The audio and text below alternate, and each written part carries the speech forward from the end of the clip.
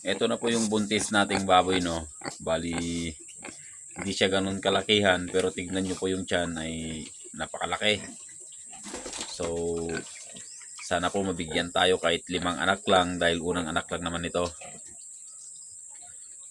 So, ayan. Pinapakain natin siya ng mga leftover sa bahay.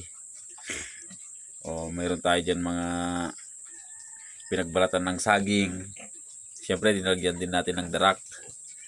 Dahil kanina may pinagbalatan niya ng mga patatas, pipino, so iba-iba pa, may kamatis. So yun po para pinapakain natin dito sa ating native na baboy. Dati po ay azola, maganda rin po yung azola, kaya lang yung azola natin ay naubos.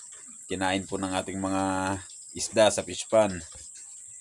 So nilagyan kasi namin yung fish pan ng mga maliliit na tilapia nung lumaki. Ayun, inubos na nila yung ating azola. Pero bubuhayin ulit natin yung ating mga azola dahil napakalaking tulong nun.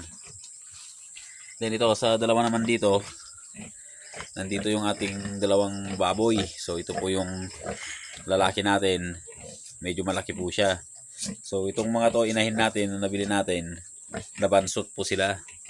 Dapat po pala ay pinabuelo muna natin sila ng feeds na starter kahit hinaluan sana natin ng darak. So ang ginawa kasi natin dito ay dinirect na natin sila sa gulay. Yung mga galing palengke na gulay. So nabansot po sila. Bali mistiso na po yung mga baboy na to. Bali tatlo sila. Ito yung dalawa.